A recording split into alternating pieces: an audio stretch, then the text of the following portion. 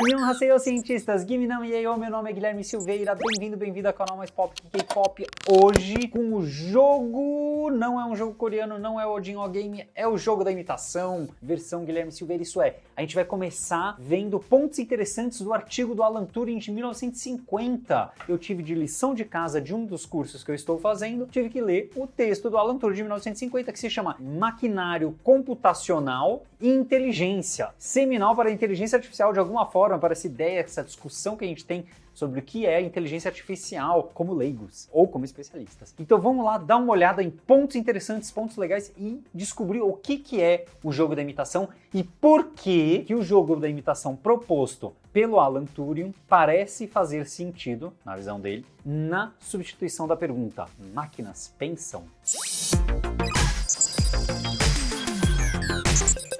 Vamos lá. Começando, a gente tem aqui o texto, eu vou passar pelos trechos que eu achei mais interessantes. Então, primeiro ele fala assim, olha, para responder a pergunta, máquinas conseguem pensar? A gente tem que definir o que é uma máquina e o que é pensar. E aí, danou-se tudo, né? Por quê? Porque a gente entra numa questão super filosófica. O que é uma máquina? O ser humano é uma máquina? É preciso ter eletricidade para ter uma máquina? Então o ser humano não é máquina. Ah, mas calma aí, no cérebro tem eletricidade, então o ser humano é máquina. Ah, não, mas precisa ter parafuso para ser máquina. Aí tudo bem, eu acho que eu não precisei de parafuso porque não quebrei osso. Mas quem quebrou osso e precisou colocar parafuso é máquina? Percebeu? Aqui a gente já caiu numa questão filosófica e ele fala assim, opa, calma lá. A pergunta, máquinas podem pensar? Já entra em duas complicações, o que é máquina e o que é pensar. Então ele vai pegar uma alternativa. Essa é a grande sacada do Turing. E através dessa alternativa ele discute o que é pensamento, discute o que é máquina, discute a viabilidade das máquinas pensarem. Então, também o problema do pensar, né? O que é pensar? Pensar é quando eu falo 2 vezes 7 e você responde 14. O que você fez na sua cabeça? Você decorou que 2 vezes 7 é 14? Ou você decorou que 7 vezes 2 é 14 e você simplesmente lembra que 2 vezes 7 é 7 vezes 2? Ou você de repente pensou 2, 4, 6, 8, 10, 12, 14. Ou simplesmente você pensou 7, 14. Ou seja lá o que você fez, não sei o que você fez. Tudo isso são formas diferentes de pensar. Decorar, não decorar, etc. É pensar? Então percebe que tem muita delicadeza aqui. Máquinas conseguem, são capazes de pensar. Até o ser capazes. Eu ser capaz de correr uma maratona não significa que eu corro uma maratona hoje. Significa que uma versão idealizada do Guilherme Silveira é capaz de correr uma maratona se a gente investisse o que é necessário, tempo e prática, etc., para correr uma maratona.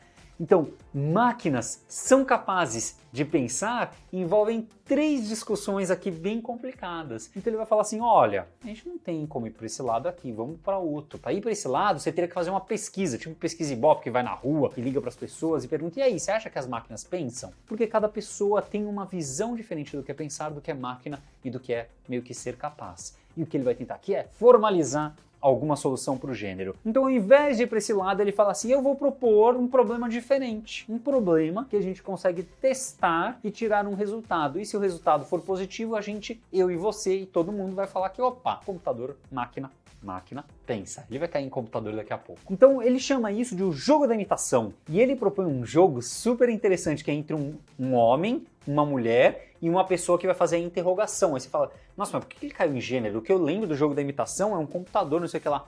Ele começa com gênero, e isso é super importante, de alguma forma, me parece ter de alguma forma ser importante, dado a realidade da época, dado toda a perseguição, Alan Turing, pela sexualidade, por todas, gênero, etc., todas as questões que envolviam a vida pessoal dele, né? Ele começa com homem e mulher para fazer isso, né? Reflexo, com certeza, da realidade da época. E o interrogador está numa sala separada, e tanto faz quem é essa pessoa. É uma pessoa, é o João, é a Maria, seja lá quem for, tá? Então tá lá na outra sala. E essa pessoa da outra sala vai conversar com essas duas primeiras aqui e tem que descobrir quem é o homem e quem é a mulher, percebe? Ele tem que distinguir, classificar quem é A e quem é B. Bom, então esse é o desafio. E é claro, o A ou o B vai tentar, um deles vai estar mentindo e tentando fingir que, por exemplo, o homem fingindo que é homem, a mulher fingindo que é homem, todo mundo fingindo que é o homem daqueles dois. Lembrando que a gente está indo para o gênero por causa da abordagem provavelmente da época. E aí o interrogador tem que conseguir descobrir quem é quem ali naquela história. Tudo bem? Então esse é o jogo, né? É o jogo da imitação. Uma pessoa está imitando a outra e o interrogador tem que ser capaz de descobrir quem. Só que é claro, se você jogar esse jogo uma única vez, pode ser que dê uma sorte. Pode ser que dê uma sorte, né? Imagina que é por bilhete no papel.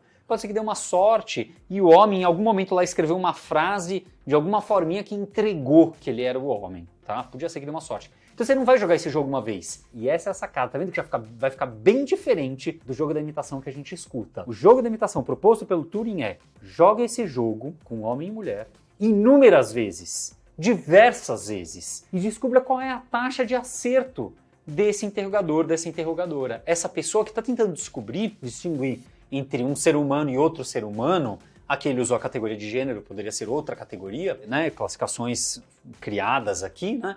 Então ele poderia escolher uma e aí ver qual é a taxa de erro e a taxa de acerto. 100%, sei lá, 60% das vezes esse interrogador acerta, vamos supor. E ele coloca aqui vários estereótipos, pelo menos um estereótipo de gênero, etc. Justo de novo, reflexo de época, né? Agora o que ele vai fazer é substituir um dos personagens, o personagem A, tá? Se não me engano o A aqui é o homem, mas bola pra frente. Substituir um dos personagens que está na outra sala por uma máquina. E agora, quando o computador está na outra máquina, o interrogador, né, a pessoa que está perguntando para os dois seres que estão do outro lado, né, um ser máquina, um ser humano, vai conseguir distinguir quem é quem. Quem é quem?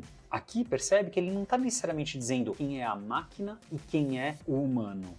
Ele está dizendo quem é o homem e quem é a mulher. Percebeu a super diferença aqui? Por enquanto, para mim, é isso que está aparecendo, entendeu? Ele não deixou explícito que é máquina e humano. Então, para mim, ele está fazendo o mesmo teste, porque ele está trabalhando com teste de controle, grupo e grupo de teste. Então, o grupo de controle é quando ele faz você, eu, Guilherme, quero ver se eu sou enganado entre, no caso dele, um homem e uma mulher. E agora, o teste é, quero ver se eu sou enganado entre um computador e uma mulher, né? Ou um computador e um homem, não sei, tanto faz. E aí você pega essas duas taxas de acerto. Se eu, Guilherme, acertar, sei lá, por exemplo, 70% das vezes, quando é um homem e uma mulher, eu acerto 70% das vezes. E quando é uma máquina e uma mulher, eu acerto 70% das vezes, quer dizer que a máquina me engana tão bem quanto um homem. E que eu não consigo distinguir o ser homem de o ser máquina. Percebe? Eu não consigo, o Guilherme não conseguiu distinguir. Agora, se a taxa de acerto do Guilherme é 90% quando é máquina versus mulher, e quando é, né,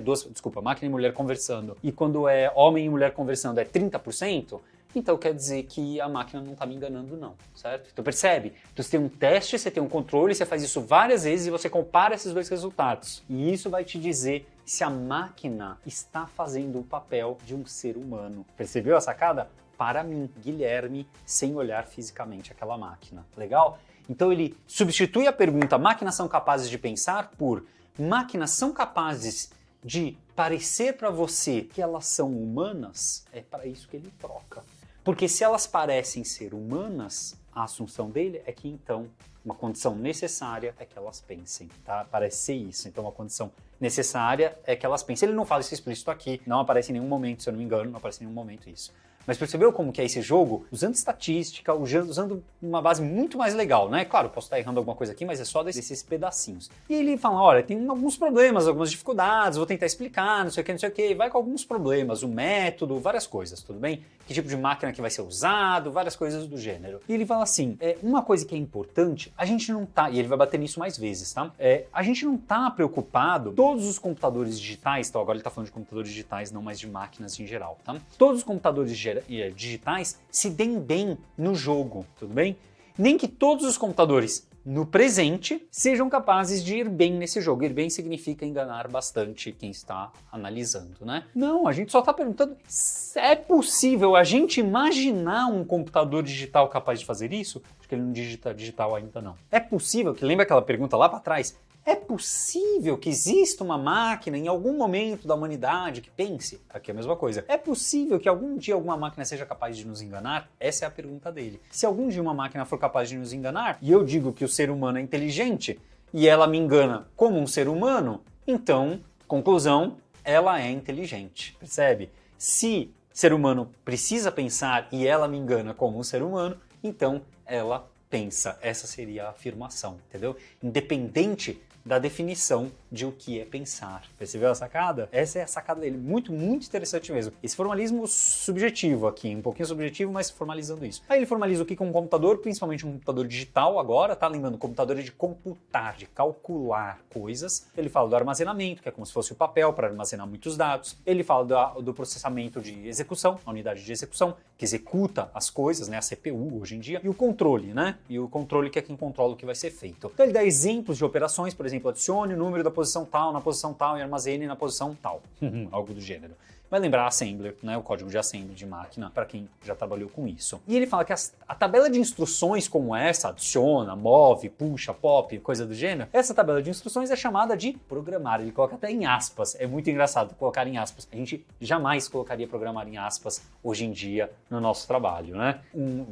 Faz parte do nosso dia a dia. Como vocês vão ver, outras palavras super interessantes e importantes que fazem parte do nosso dia a dia. E aí ele fala, olha, e aqui é uma sacada incrível. Computadores, alguns dos computadores digitais têm um elemento aleatório, como se fosse jogar um dado. E algumas pessoas falam que a aleatoriedade do dado é equivalente à liberdade a livre arbítrio. Jogar um dado, aleatoriedade é equivalente a livre arbítrio. A livre-arbítrio é justamente o contrário da aleatoriedade, é justamente a gente poder escolher e não jogar um dado. E aí ele fala, olha, eu não colocaria essa frase, mas vocês vão ver que mais pra frente vai conectar de um jeito que a aleatoriedade é quem causa o livre-arbítrio, que é uma loucura. A ideia geral, eu acho que dá para ir um pouco para a teoria da informação, em que tem entropia, em que é a aleatoriedade da mensagem, né, o quanto a gente não consegue prever a mensagem, que é o que diz que tem informação ali. Se eu faço tudo que eu faço é previsível, não tem valor nenhum no que eu faço, porque você já sabia o que eu ia fazer. Então eu não tive livre-arbítrio. Se tudo é previsível, não tem aleatoriedade, tudo é previsível, não tem escolha, percebe? Então é meio que esse o caminho que vai aparecer bem forte mais pra frente. Aqui ele fica, opa, não, eu não chamaria assim. Não sei se por causa do cunho religioso ele acreditava num poder maior, etc e tal, talvez, não sei dizer. Ele fala, olha, um outro ponto super curioso. A maior parte dos computadores digitais tem um armazenamento finito. Pergunta, e eu gostaria de saber de vocês nos comentários. Vocês conhecem algum computador que tem armazenamento infinito atualmente?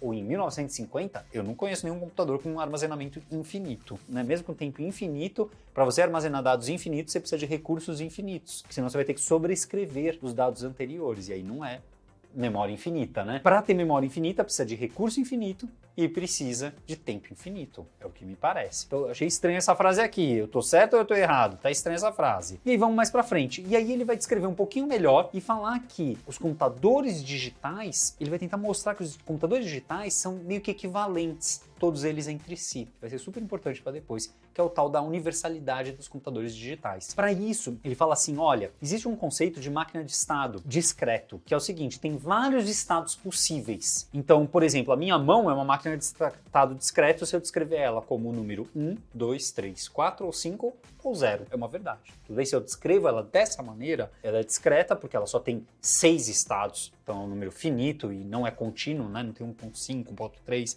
etc. Ele não tem esse movimento, né? Eu só estou descrevendo 0, 1, 2, 3, 4, 5. Tá? E aí uma máquina de estado discreta, ele fala, olha, o computador digital pode fazer o papel de uma máquina de estado discreta, porque ele tem a memória discretizada para armazenar esses dados e ela consegue processar informações desses estados, né? E ele fala assim, isso daqui então significa que dado um algoritmo que diz qual é o próximo estado baseado no estado anterior, então por exemplo um algoritmo dedo mais 1, então dedo 0, dedo 1, dedo 2, dedo 3, então se eu sei que o estado atual é dedo 3, eu sei o próximo estado que é dedo 4. E aí ele leva isso para o universo. A visão de Laplace é que se você soubesse tudo do universo, todas as partículas, posição, velocidade, spin, seja o que fosse, você conseguiria saber todo o futuro do universo, tudo bem? Essa seria essa visão, né? E esse sistema do universo como um todo, ele é feito de tal maneira que pequenos erros em condições iniciais podem ter um efeito muito grande lá para frente.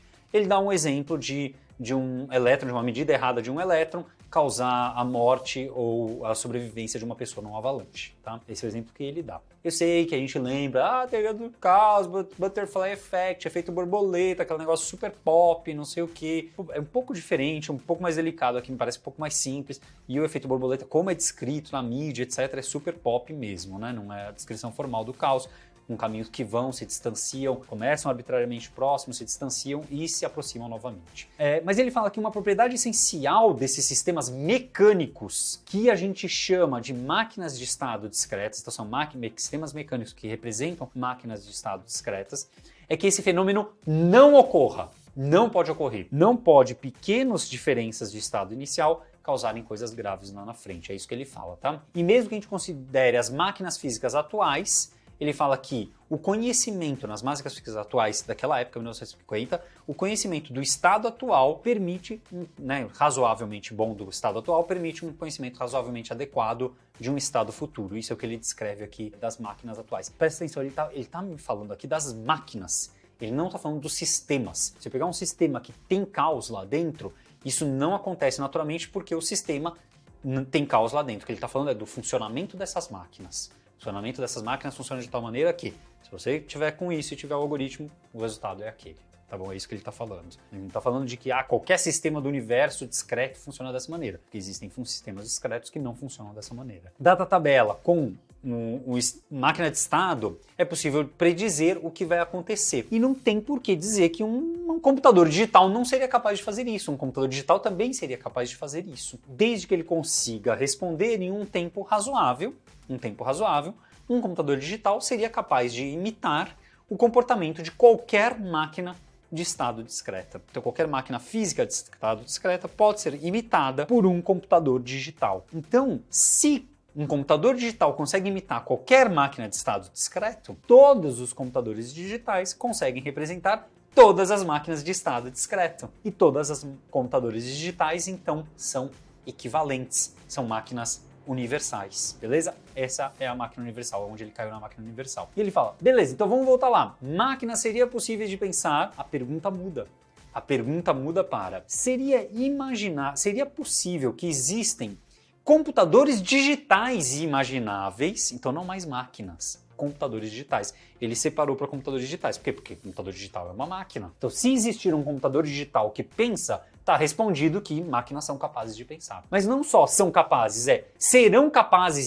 Seriam capazes. Será que seriam capazes? Então, quer dizer, existem computadores digitais imagináveis, porque se existe imaginável, é porque é capaz, tá? Pode ser que a gente não seja capaz hoje, mas é capaz de existir. Que se sairiam bem no jogo da imitação? Então a pergunta é, existiriam máquinas digitais, computadores digitais, que iriam bem no jogo da imitação? Portanto, ela engana o ser humano parecendo um ser humano, portanto, ela pensa, portanto, ela é inteligente, seja lá o que for. Lembrando que se a gente chama ela de inteligente, a partir daquele momento ela é uma inteligência artificial, porque foi o ser humano que criou. O humano que cria é artificial, não é natural. Então a inteligência artificial é uma inteligência criada por um ser humano. E agora ele vai começar a bater nas críticas. Agora vem a galera falando, não, máquinas não pensam, máquinas não podem pensar, não tem como máquinas pensarem. E ele vai bater nisso de diversas formas, porque ele vai apresentar aqui, acho que 9 críticas famosas, complexas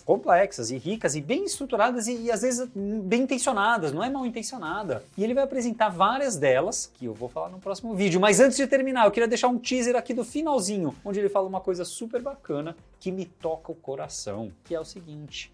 Ele fala que, olha, na minha taxa de trabalho atual, eu produzo aproximadamente 1000 dígitos de programa ao dia. 1000 dígitos, vou considerar que o dígito é uma palavra. 1000 dígitos de palavras de programação ao dia.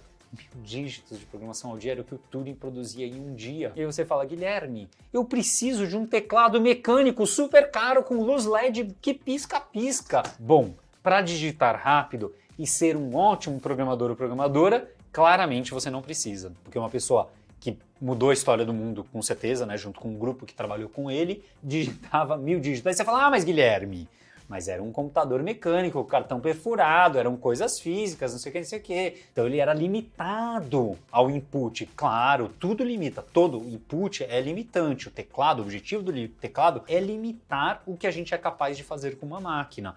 Com a máquina a gente poderia fazer qualquer coisa, mas aí a gente não conseguiria fazer nada. Então o teclado serve para limitar. Agora eu tenho só 130 opções de coisas para serem feitas, ou combinações dessas 130. Então o teclado é limitante, assim como o cartão perfurado, ou seja lá o que for. Agora o ponto é que no nosso dia a dia não é a velocidade de mil caracteres, 1000 dígitos, 1000 palavras, seja lá o que for, que é a nossa barreira no dia a dia. Você poderia usar o argumento de que, não, então é por causa da minha saúde física, os dedos, etc e tal, ficaria muito feliz de ver números e testes científicos que mostrem que um teclado mecânico, um teclado separado e que custa 10 vezes mais caro, justifica o preço pela questão da saúde.